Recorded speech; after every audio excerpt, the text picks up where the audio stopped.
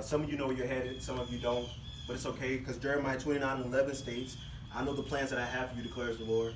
Yes. Plans for you to prosper and not to harm you, plans to give you a hope and a future. What are plans? What are the Lord's plans? How do you discover them? By finding out your purpose. I heard someone say on Facebook a while ago, if you ever want to hear the Lord laugh at you, tell him your plans for your life. I'm going to start and talk about purpose. What is purpose? Purpose is the reason of which something is done or created, or for which something exists. How do you find your purpose? For one, you have to isolate. From that, every now and then it's okay to get away from your friends and your peers, just to spend time with God so God can speak to you, and that way you will understand his perfect plan for your life. Another way is seeking God through prayer. Jesus has told us in Matthew 7:7 that ask and it will be given unto you, seek and you will find, and knock and the door will be open unto you. Ask God to reveal his purpose to you. And when he does, you yield to it and you go forth to what he has said. Another way, which is the very most important way to know your purpose in life, is hearing from God, being able to hear from God. Whenever God tells you something, whenever you ask for God in return, he's going to tell you. So hearing God is very important. Why do you need to understand your purpose in life? Understanding your purpose will help you prevent time that is wasted. You're not going to, of course, meet every time limit that God has for you, but it'll also help you in the process of going through what you have to go through. It'll give you a sense of peace. You'll become very stressless, knowing where you're going in life, and you will have a sense of joy that no one can take away from you because you have heard from the Father and you know exactly what you're supposed to be doing. I just want to give you a couple, just one person in the book, the Bible, to help you with some background of what I just said. Let's take a look at Jeremiah. I don't know if some of you all know, but Jeremiah was a prophet. Yes. And the book of Jeremiah bases a story of his life. Jeremiah was called as a prophet unto the nations to communicate God's word of judgment and hope during a turbulent year that led to destruction of Jerusalem by the Babylonians. Jesus came to him saying, before I formed you in the womb, I knew you, and before you were born, I set you apart. I appointed you as a prophet unto the nations. And of course, whenever you hear the voice of the Lord, sometimes it's not what you really want to hear. It's not what you think that God thinks of you. And you're like, wait a minute, God, wait a minute, you're telling me this? You telling me that before you formed me, you knew me? You telling me that you had a plan for my life? You telling me that I'm a prophet? I'm going to go out and speak your word to the people? And Jeremiah's response was full of excuses.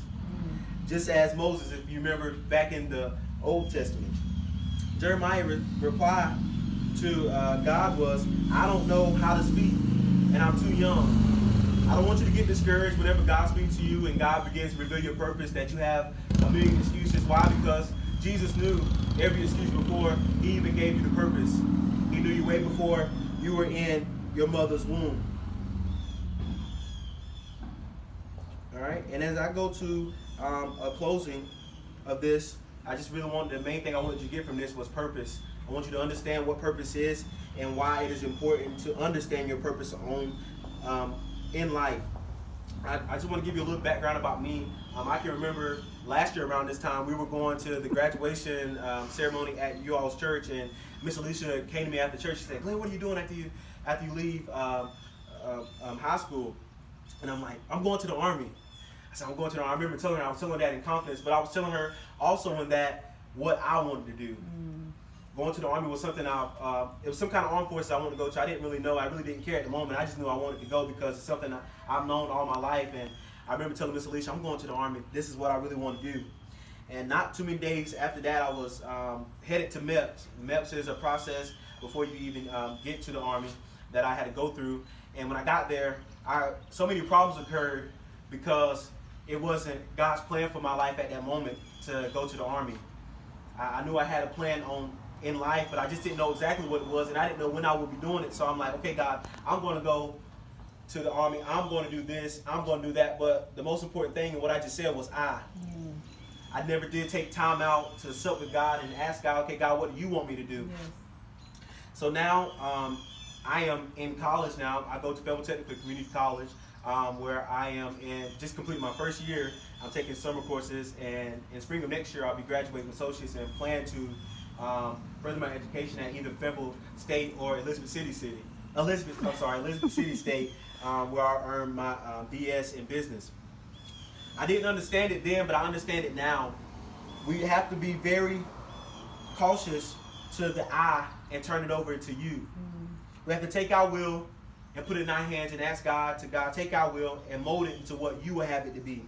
And as I come to the closing, understanding and knowing your purpose on earth is very important. Your purpose may not be my purpose, and my purpose may not be your purpose, but each of our purposes serve as proof that God is God. Along life's journey, you may get discouraged in the process of finding out your purpose, and then after you find out your purpose, you realize that, well, I got to go through all this to get to what God said.